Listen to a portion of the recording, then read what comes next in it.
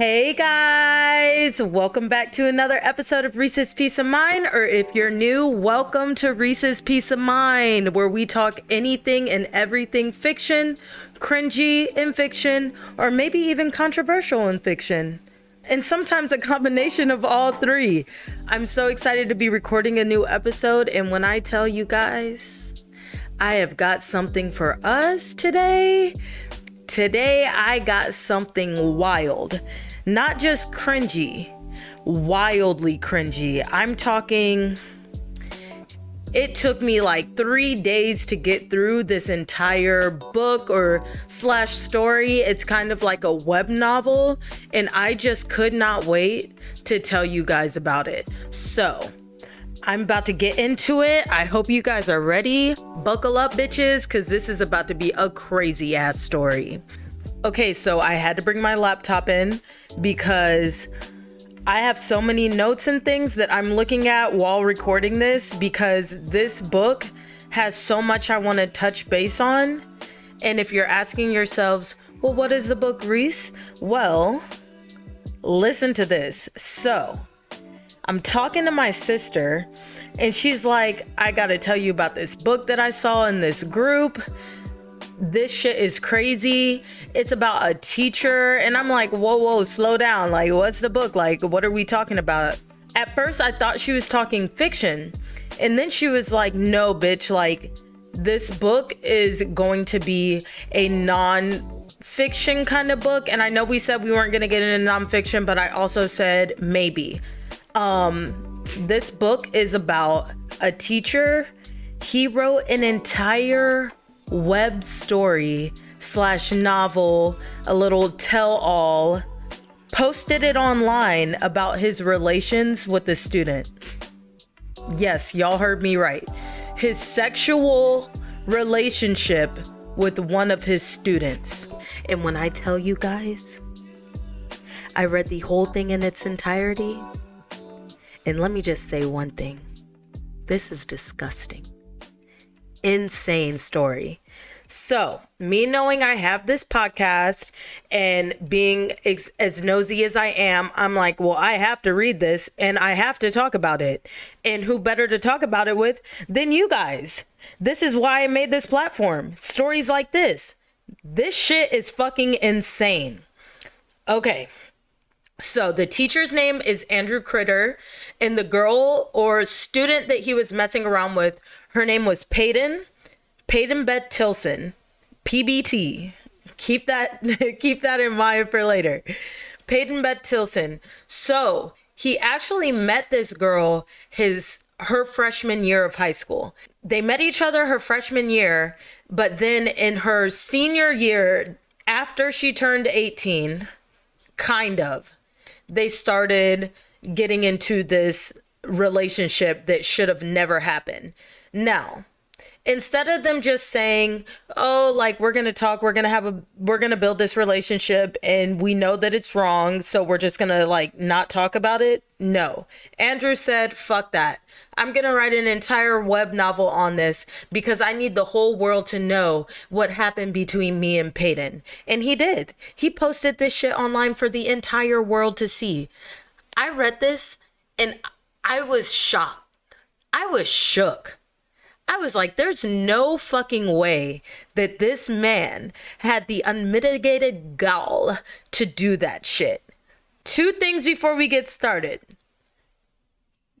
Yes, they did not do anything sexual until after she turned 18. But in my personal opinion, I feel like their relationship became past student teacher and unprofessional way before she turned 18. And before you even ask in the comments or wherever, no, he did not go to jail. He did not get any time for this. So now that you guys have a little bit of the backstory, and yes, this is real. You can take the time to look up Andrew Crider and Peyton Beth Tilson. You can look them up. It's a real thing. This is a real story. They truly got in trouble for this shit. Like, I can't make this shit up, y'all. I cannot make this up. So I saved and have like on my laptop The parts in the book that really stood out to me that I feel like you guys need to hear, I have like a section called timelines because I want to make it clear that he said they started talking when she turned 18, like basically saying that they never did anything sexual until after she turned 18, which is true. But remember earlier when I said that I felt the relationship was inappropriate, like after a specific time before she turned 18, in my opinion, their relationship was completely inappropriate. So I saved some of the things that he wrote that would make this inappropriate. So one of these sections, right, in one of the chapters, this man says, "Potato," that's their nickname. "This strange word started an affair.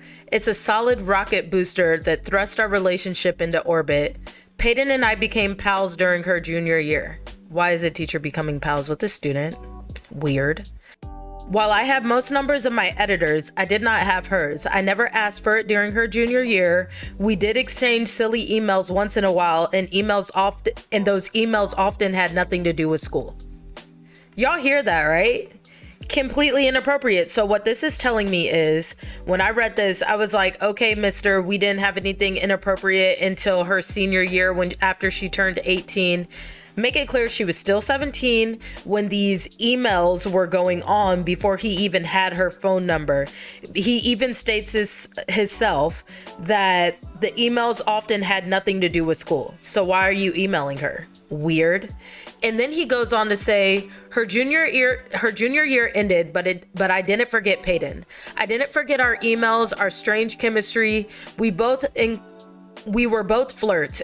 And while I flirt with everyone, including old black women, gas station attendants, and lunch ladies, I was an especially fabulous flirt with Peyton. We rarely restrained ourselves. We told each other secrets and discussed inane gossip around the community. Her junior year ended, right? So at this point, he's already flirting with this girl. This is her junior year of high school. She was not 18 yet, because he said, "She told me about the boys she was seeing. Peyton and I were friends, and when school ended, I was sad to see her go." This silence speaks for itself. I have more. During the first editors meeting of 2017 and the 2018 school year, all of the students and I exchanged phone numbers. An hour after meeting one editor, she shared her first message with me, and it read, "Potato." The lines between teacher and student became blurred immediately. This was not the first time borders became fuzzy. Peyton was different, and I knew it right away. Never before have I wanted it to happen so badly. Happen so badly. That's a little creepy to me, because I'm like, happen so badly? So that means you've had attractions that you haven't acted on before? Weird. I wanted the thrill of our inappropriate conversations. It began slowly, but in a few weeks we were talking all the time. We talked in class. We texted during school, after school, and by November, I was feeling something about Peyton I hadn't felt in over a decade. My first pangs of love. Now, he said that, guys, this man is 30 something. He's married. And he has 3 kids. And he's writing this. This man has 3 freaking kids. 3 of them. And a wife at home. Disgusting. This is the type of men people are talking about when they say, "I hate men." This man right here. He said, "We worked right next to each other in class, literally. She would sit next to me or in my teacher's chair, and we would discuss our lives as we edited videos, or more likely pretended to edit videos. I always found an excuse to be near her. She would do the same. I waited eagerly for her smiling face between 7:55 and 8 a.m. each morning. We were the center of the center. We continued laughing into December and Peyton's 18th birthday. She was born December 22nd, 9 days before the turn of the century." So, all that was happening, her sitting in the teacher's desk, them discussing this, emailing each other, sharing things with one another. She wasn't even 18 yet. This girl was still 17, and this man has already started his inappropriate relationship with her. He's already saying he's in love with her. So to me, send him to jail. Send his ass to fucking prison. Jail, I tell you. And I have another page here, and this is one of the things that she said to him while they were going through their little flirtationship at the time. He says, she says, Peyton, do you remember when I was a sophomore in high school and was walking down the hall with a group of friends and I shouted, I love you? I don't remember it well. I vaguely recall you saying it in the hallway. That's what he said back. She goes, I'm pretty sure I loved you even then. I have loved you for a long time. And then his little response to that was, my heart was full. We spoke the truth. Any grown-ass man will be disgusted by a child telling them that she's loved him since she was like 16, 15 years old. But he's like, oh, she's loved me this long, even though she was a fucking kid when she felt that way. This leads into my next part. Now you guys get why I said their relationship was completely inappropriate before she even turned 18. They were really fucking suspect, really fucking weird before she even turned 18. And I'm saying we, but like truly him. He is preying on this young girl being naive, preying on her not knowing anything about life, knowing anything about men. It's just the idea that like he let this child have a crush on him and acted on it really feels disgusting to me. It just doesn't sit right in my system. So I want to also read to you guys the way that he describes her in this book, because in my head, I'm just like, bro, this girl is a child. She's still a high schooler. And this is what he's writing. Remember I told y'all to remember PBT at the beginning? Listen to what this man wrote. He said, PBT, let's talk about the leading lady. Peyton Beth Tilson, PBT, peanut butter titties. Peanut butter titties? Peanut butter titties? Be so fucking for real. This man called her peanut butter titties. For no reason, because it had zero context with the rest of the chapter, by the way. He just put that shit out there like it was nothing. Like he's not writing an inappropriate novel about his love life with a high schooler. And then he goes on to describe her, and he goes, her body is fertility. Wide hips and an ass that will make your favorite rapper compose a cheeky lyric about asses. Peyton is thick. 2 C's. That is her description, but it's mine too. Her voice is husky, not deep, but if you called a sex hotline in the middle of the night, you might hear something similar. Something about the line, her body is fertility, when speaking about a young high school girl, is insane to me. It's fucking wild. This feeds into a little bit of that timeline. I've known Peyton since she was a freshman in high school. Peyton suffered many hardships as a child, like some Dickens character, and it made her strong and mature. While it might have broken other people, it did not break her. She was always older than her years. So if Peyton's had this quote unquote hard childhood and rough childhood that would have broken other people, is that not him preying on the fact that this girl has, like, she might, because of those, feel the need to be loved by a grown man, like, or like feel this need to just be loved? Because I don't know specifically what her quote unquote hard childhood is, but I just feel like you knew this and you preyed on her. You knew her since her freshman year of high school, and you preyed on that. I think what's insane to me is the fact that he decided to post this on the internet like he's not preying on a child. He said, she claims that she doesn't have any special abilities, but she can solve a Rubik's Cube, cross one eye while keeping her other open, twerk, and she can make people feel at home when they feel lost. Why did he feel the need to add twerk in there? I have zero fucking idea. But obviously this man has a very strong sexual attraction to this girl. I have this too, right? Because I'm keeping notes of all the parts that I'm like, you guys need to hear this shit. So Peyton at this point has turned 18, and the first thing that she wanted to do when she turned 18 was get a tattoo. Mr. Andrew here talking about how excited he is to see her tattoo and shit like that. And then he writes, Peyton sent me a photo of her tattoo the day after it was scrawled across her ribs. It was revealing for Peyton, lots of skin, but she looked stunning in her black sports bra. So she sends him this picture, inappropriately, by the way, of her tattoo in her sports bra. Obviously, she's feeling this teacher. And instead of him doing what he's supposed to do, maybe block her, ignore her, stop texting her, he decides to tell her that her photo was very scandalous. Do you really think that it's appropriate for a teacher to tell their student that what they're wearing is scandalous? I think not. Bitch is barely fucking legal. And then their texts continue on. And she texts him on New Year's. Happy New Year, Mr. Crider. I hope you're having a wonderful break. I can't wait to see you soon. She was reaching out and I could feel her intention. I wanted so badly to reach back.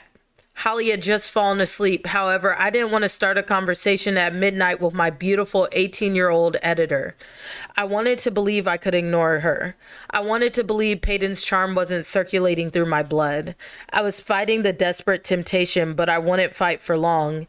In 2014, I suffered my first panic attack. So after this man doesn't text her back because he feels her intentions, he has this magical panic attack because he wasn't able to talk to the love of his life, a child, an 18-year-old child that he feels is so beautiful and just has this strange connection to her. So after this, he says, I started taking Lexapro again after spending a few days high on Diazepam. This wasn't something a high school teacher tells his student body president, but I told Peyton. I didn't tell her that she was partly the cause. She knew I was broken, fucked up. She didn't care. I think you need therapy, sir. At this point, I think you needed to talk to somebody professional, because having a panic attack over the fact that your 18-year-old student couldn't text you is wild. Get your fucking life. And then he goes, on the day before Thanksgiving, I experienced the worst panic attack of my life. I spent the entire evening pacing back and forth in my basement, weeping and praying, asking God to forgive me for wanting Peyton. Please remember this section where he's saying that he was asking God to forgive him for wanting Peyton. Because the disrespect that this man has on our Lord and Savior to the man upstairs is fucking wild. For you to ask for forgiveness and do what you do later on in the book, sir, you're going to hell. I promise that. Hey, y'all, I'm telling you, this shit only gets wilder from here. And this is when I started really feeling bad for his wife, because honestly, she is the innocent bystander in this entire situation. We feel for Holly. Holly's done nothing wrong, and Holly is getting the shittiest of shit ends of the stick. Oh my gosh. I felt so bad for Holly in this entire novel. That's his wife, Holly, by the way. I felt not only bad for Holly, but I felt bad for his 3 fucking kids that he obviously doesn't care about. And I have some sections in here that will really show you who he really doesn't care about and why I say he does not care about his kids. I really want to bring to the light how he treats his wife and how he talks about his wife throughout this entire novel.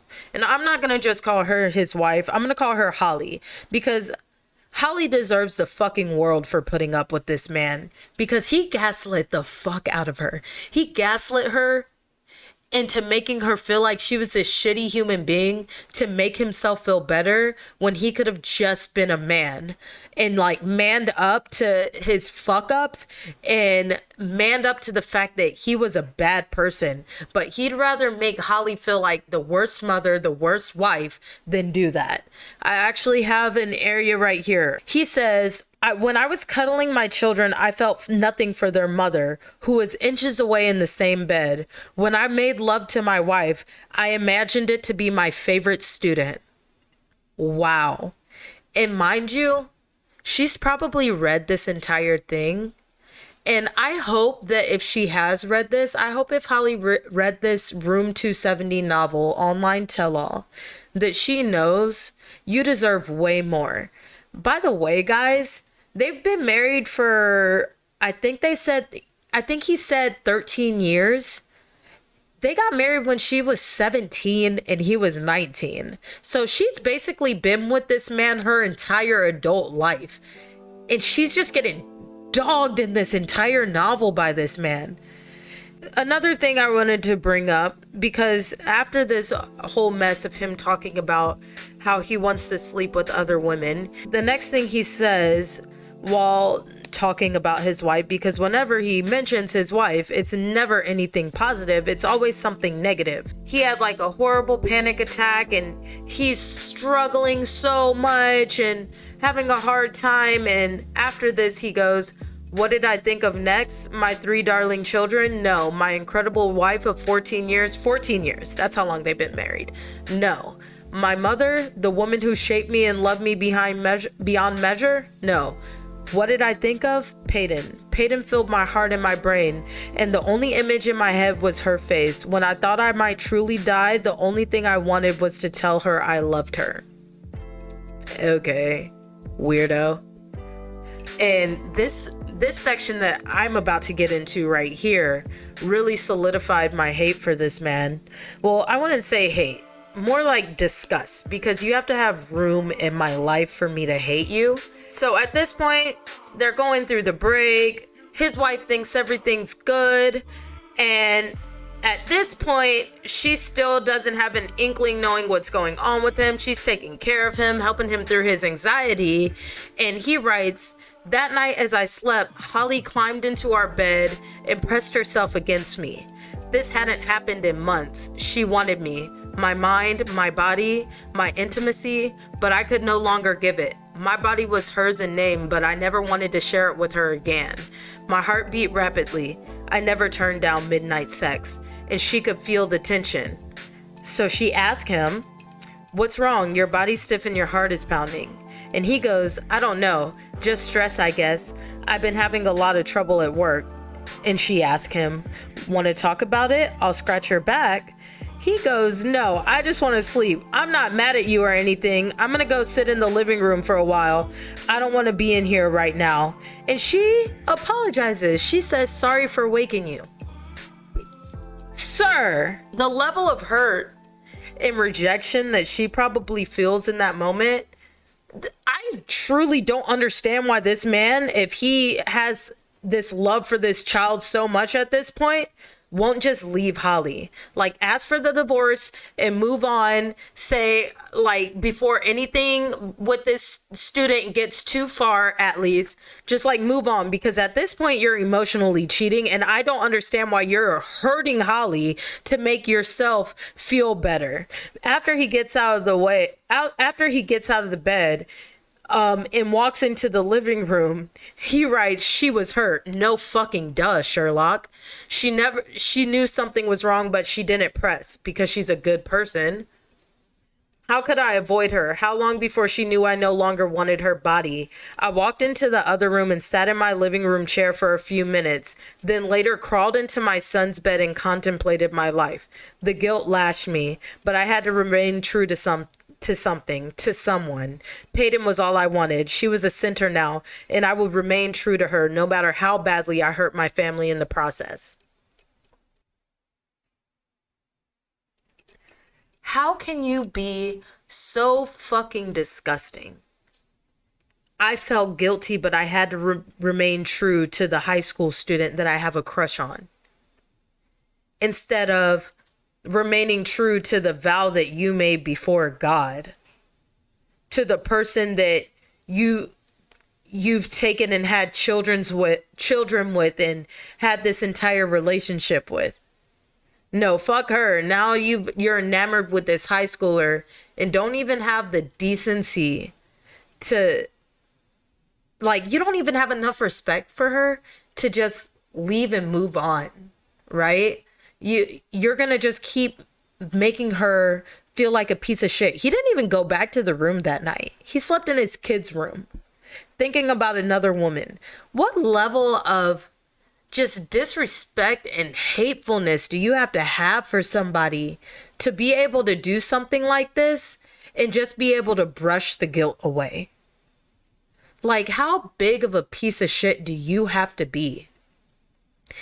And then after that, he's asked for a divorce. He's asked for a divorce from Holly.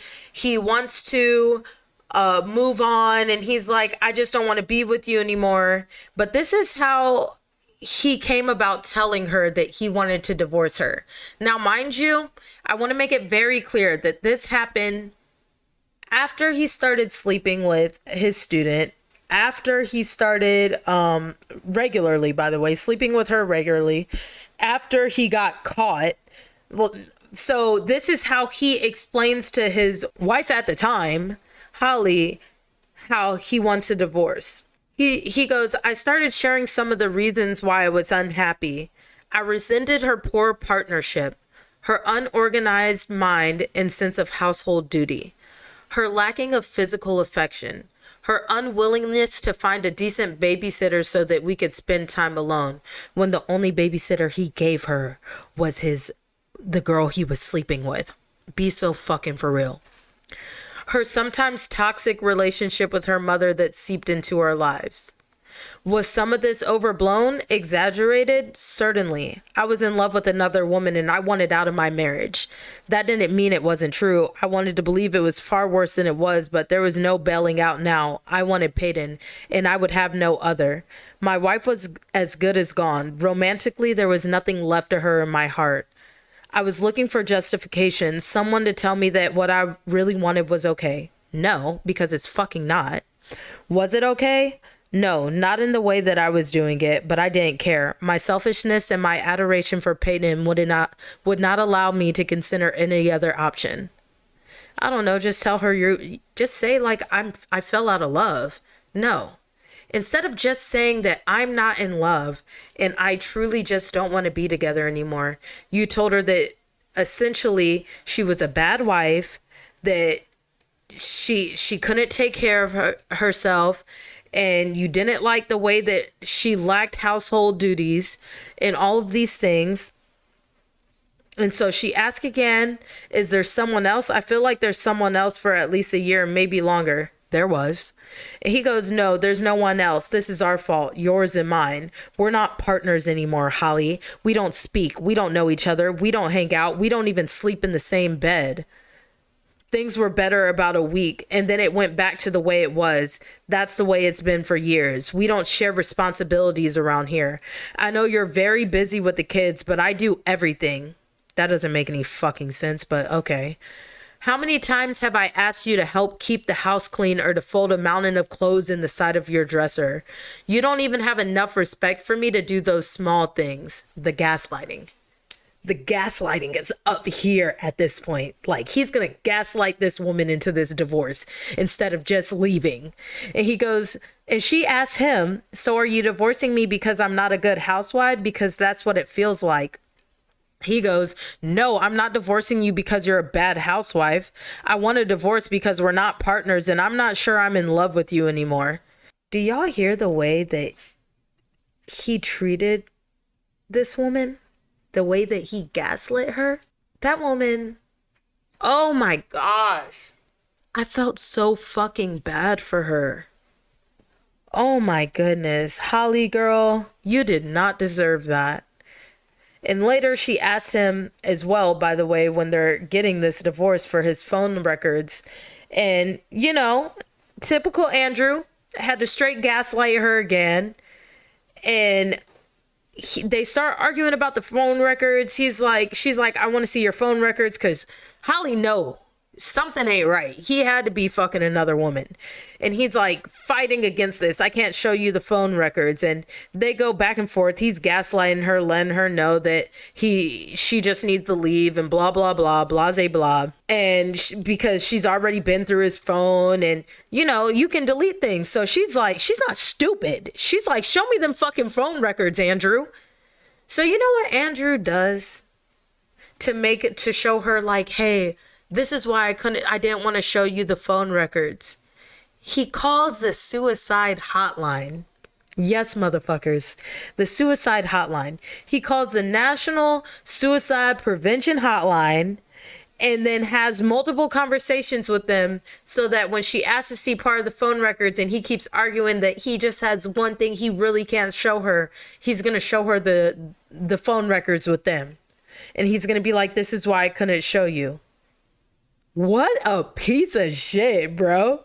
He just can't tell the truth. He'd rather call the suicide hotline and fake all this bullshit than tell the truth. Talking about I don't want to lose the kids. You don't want to lose the kids, but you were willing to sign your son up for gymnastics practice to be around Peyton longer, right? Those are the children you care about so much. Or go into your son's bedroom, which he was sleeping regularly in at the time, and start texting your mistress in there about how much you want her and how much you want to talk to her and how much you love her. Oh, you don't want to lose your kids, right? But you don't want to lose your kids, but when Peyton asks you, would you choose me over everything? Would you choose me over your kids? If you could never see your family again, would you pick me? This man said he didn't want to lose his kid in previous chapters, but answers her, yes, I choose you. Maybe it's fucking awful of me. It is. But I choose you. Holly could never keep me from my children. She might make it super hard on me in the divorce and custody, but she could not keep me for them. If I lost my job, my career, my reputation, I don't give a fuck. It mean we could be together. I'd do it for you. I love you and I'll face anything for you. He cares so much about his kids, but he was willing to post this online because things don't die on the internet, right? Like, things don't just go away. His kids are going to be way older.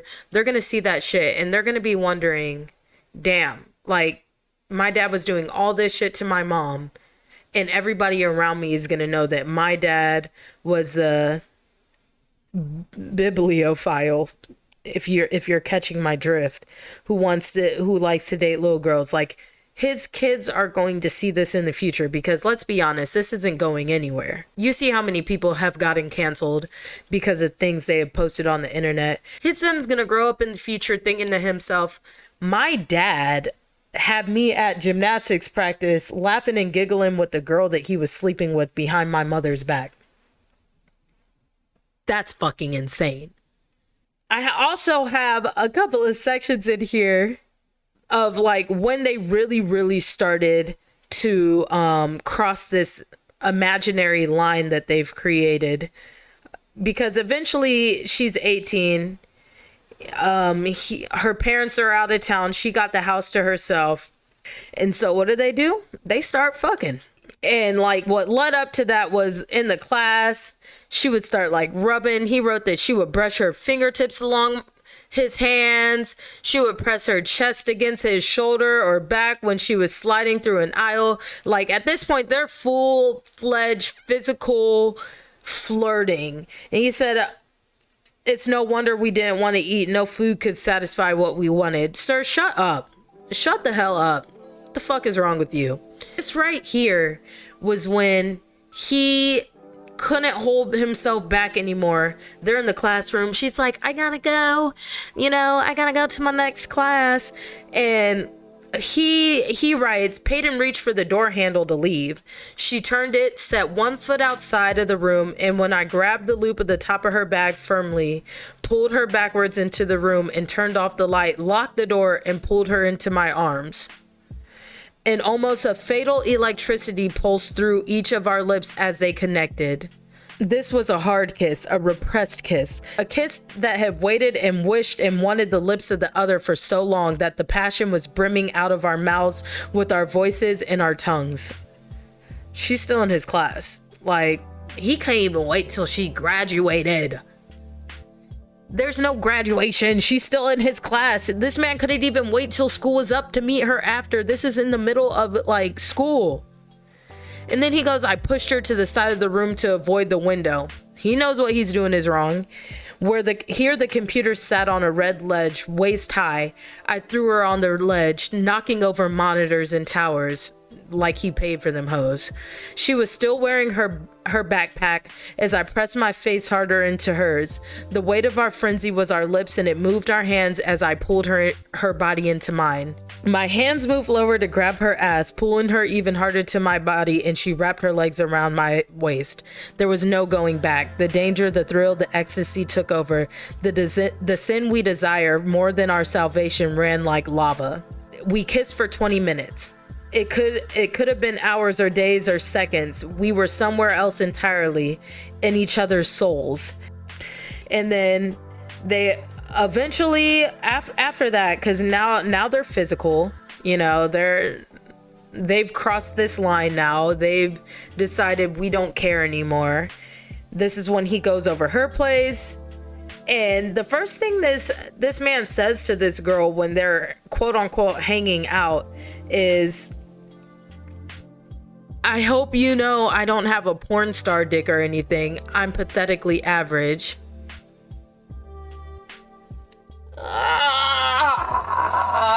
It just makes me want to rip my skin off. It makes me want to just pull the little bit of hair that I have left out, because why would you say that? Oh my gosh. And then after that, she says her entire family was heading out Monday night to go to a football game. And then he lied to his wife and said he was going on a nature trail. And so that was like their kind of other rendezvous time where he came over to her place and he's like, we ripped each piece of clothing off the other. Peyton told me to pick some music, and I thought for a moment and said, Alexa, play Meg Myers' Desire. This song is dark and erotic and fit the scene well. Y'all, it took every ounce of me to get through this shit, because then he starts like getting deep and dirty into the sweaty, passionate love making that they did. Like he's writing this shit like it's 50 Shades of Grey, 365 days, like this some fiction shit. Like he's not talking about his experience with a high schooler right now. She's still in high school. He's in his 30s. And after they fuck, she's like, wouldn't it be funny if they asked me about it? Like, no big deal, girl. It's just Mr. Critter's jizz. She's talking about to her high school friends about fucking him. And then he writes afterwards, we didn't use protection. Why would we? We knew we were never going to make love to anyone else ever again. Peyton told me. Grow the fuck up. Get your life to... Ew. You're having unprotected sex with a child. Like, he's like, I don't care. I love this girl. Like she's not a fucking high schooler.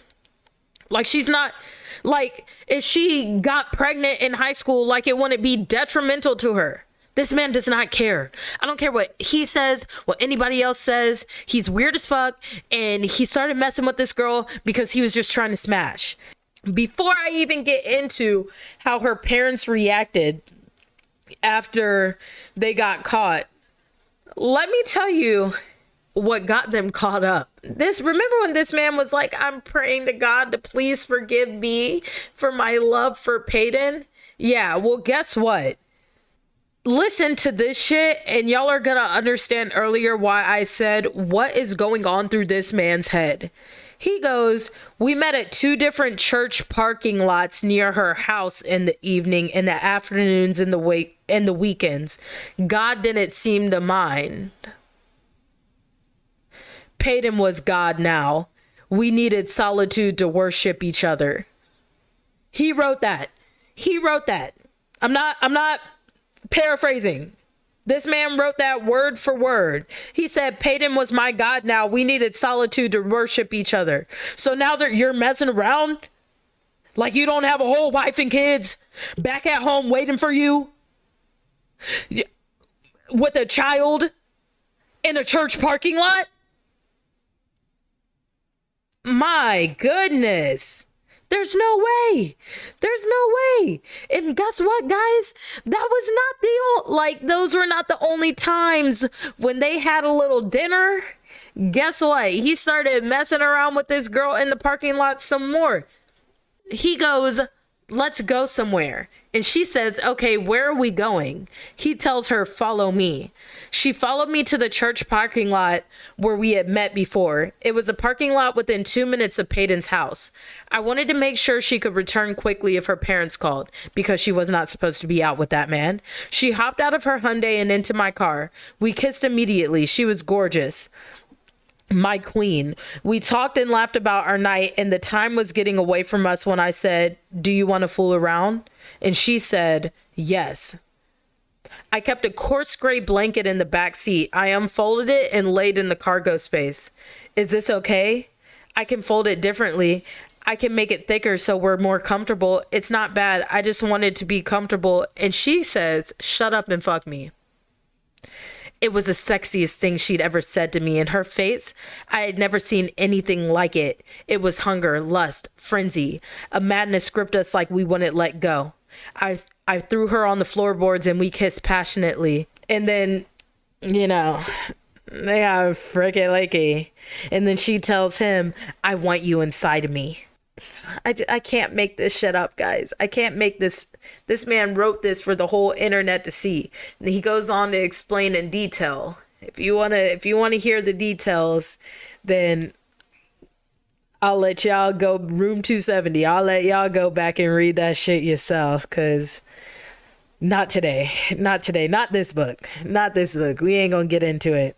After in the middle of them getting their freaky leaky on, he's like, I don't have anywhere to come. I didn't wear a t-shirt. What should I do? Are y'all not on a blanket? Like, what you mean? What should I do? Are you 5? Are you not grown? And you know what she says?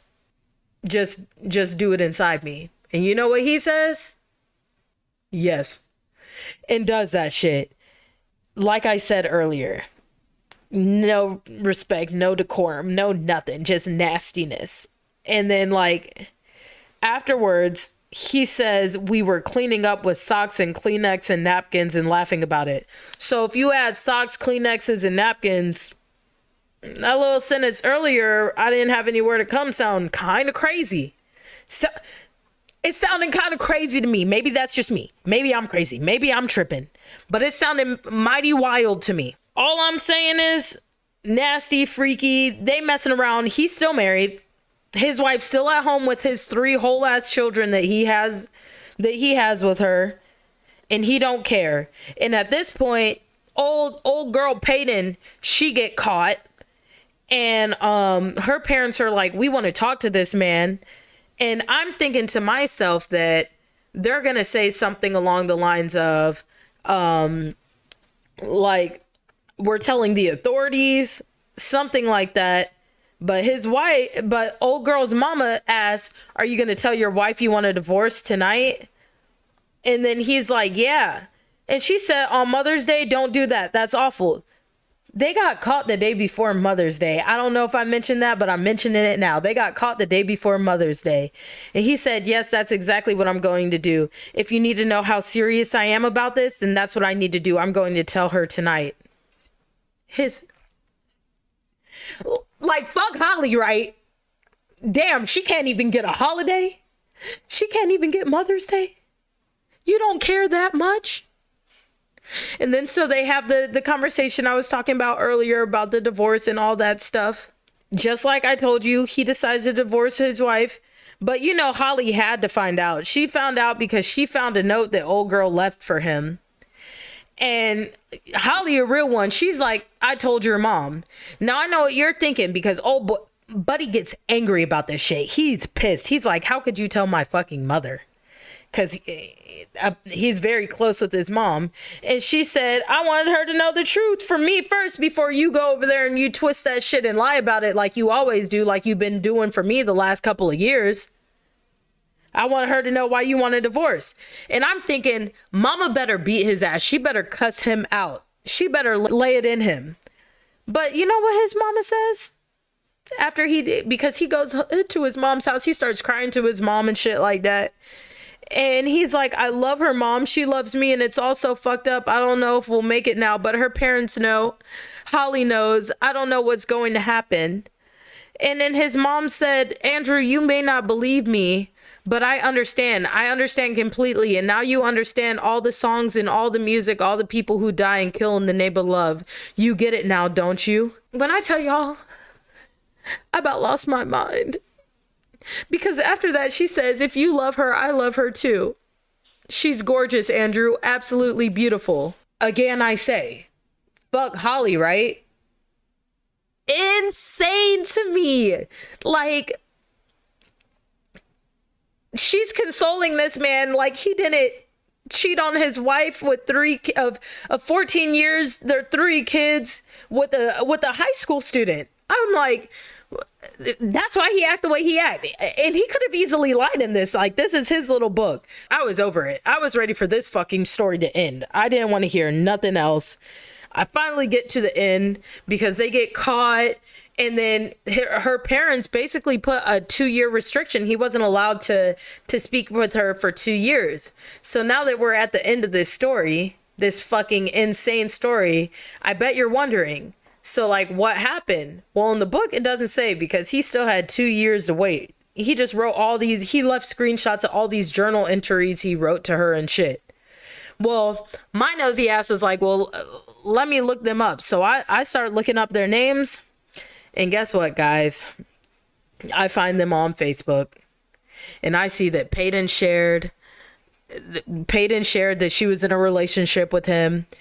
And that she reposted that he had the story. Because her profile is public. So if you want to go back, if you want to look up Peyton Tilson on Facebook, I promise you, she gonna pop right the fuck back up. She gonna pop up right up for you if you don't believe me. She's still with this man. They're together, you know. And she had posted this update in 2022, so it was after the story ended. So I guess they're back together because their 2-year ban ended in 2020.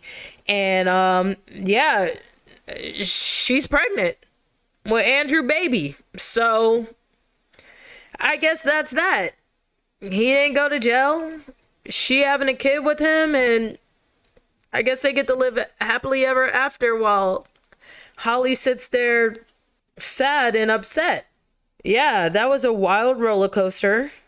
Let me know how you guys feel about this shit. If you see me on the streets, if you're on YouTube, leave it in the comments. Because to me, this was the wildest shit I probably will and have ever read this year.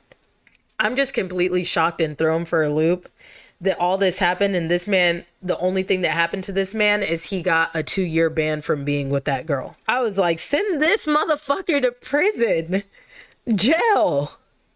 Somebody called the authorities. They went through the whole court thing and they were like, well, she was legal when they started the relationship. According to this book, no, they were not. No, she was not.